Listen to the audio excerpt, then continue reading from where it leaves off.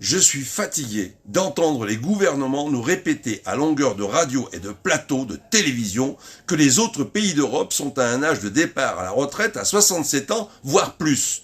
La vérité est la suivante. La moyenne d'âge d'obtention d'un emploi stable était en 1975 à 20 ans.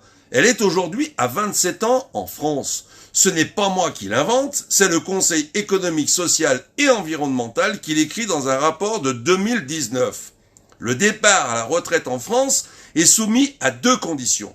Un âge de départ à 64 ans depuis 2023 et 43 annuités cotisées, c'est-à-dire 172 trimestres.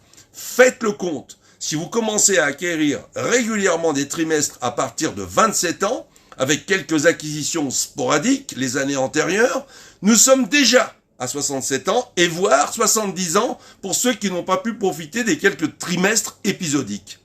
Jusqu'en 1993, la durée de cotisation était de 37 ans et demi, 150 trimestres. Si vous cotisez à partir de 27 ans, cela ferait déjà un départ à 64 ans et demi.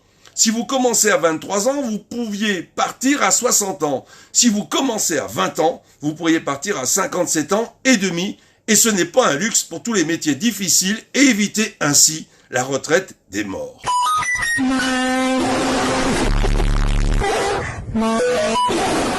Et ne me dites pas que le régime est déficitaire ou je casse la caméra. Voilà les chiffres édités sur les publications dans les rapports du Conseil d'orientation des retraites et la Cour des comptes. Il vous faudra faire un arrêt sur image pour les vérifier par vous-même.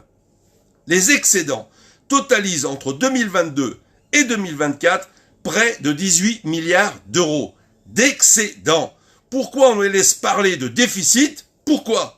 Quand est-ce que le peuple de France va prendre conscience de la grande imposture? Pourquoi aucun parti politique, je dis bien aucun parti politique, n'affiche les chiffres et les exploite sur les plateaux de télévision? Ils sont pourtant à la disposition de tout le monde.